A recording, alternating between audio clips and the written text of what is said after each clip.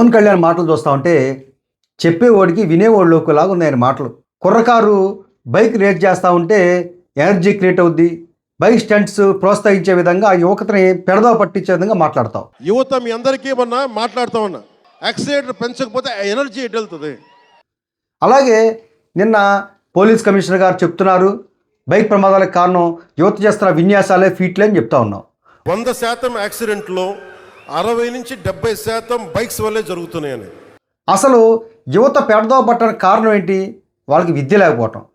నువ్వు చదువుకున్నాడు అయితే ఆ విద్య యొక్క విలువ నీకు తెలిసిద్ది. గతంలో జగన్మోహన్ రెడ్డి గారు విద్యార్థుల చదువుకోవడం కోసం నాడు నేడు మనబడి ద్వారా విద్యా యొక్క వ్యవస్థని డెవలప్ చేయటమే కాకుండా స్కూళ్ళని పెద్ద ఎత్తున అభివృద్ధి పరిచి తద్వారా విద్యార్థులు ఉన్నత చదువు చదువుకోవడానికి అమ్మఒడి, విద్యా దీవెన, వసతి దీవెన, విదేశీ విద్య లాంటి అనేక పథకాల ద్వారా వాళ్ళ యొక్క సంక్షేమానికి, వాళ్ళ విద్యలో మరింత ముందుకు సాగడానికి సహాయ సహకారాలు అందించాడు. ఆ విలువ ఆయనకు తెలుసు.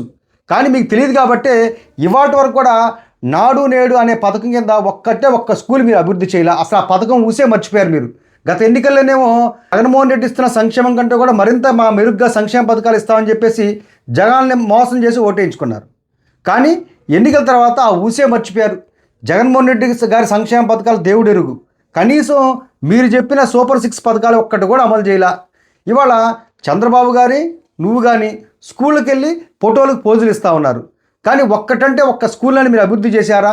బైకుల్లో మీరు చేసే గోల్ ఉంటుంది చూసారా? మీరు ఒక్కటంటే ఒక్క నూతన విద్యా విధానంలో కొత్త పాలసీ మీద రూపొందించారా? బైకుల్లో మీరు చేసే గోల్ ఉంటుంది చూసారా? మీరు పోనీ గతంలో ఉన్న సంక్షేమ పథకాలైనా అమలు చేస్తూ ఉన్నారా?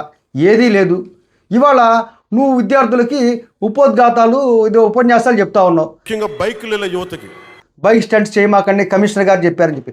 అసలు విద్యార్థుల వల్ల పెడదవ పట్టడానికి కారణం నీలాంటి నాయకుల వందనాలకే కారణం అని చెప్తా ఉన్నాం.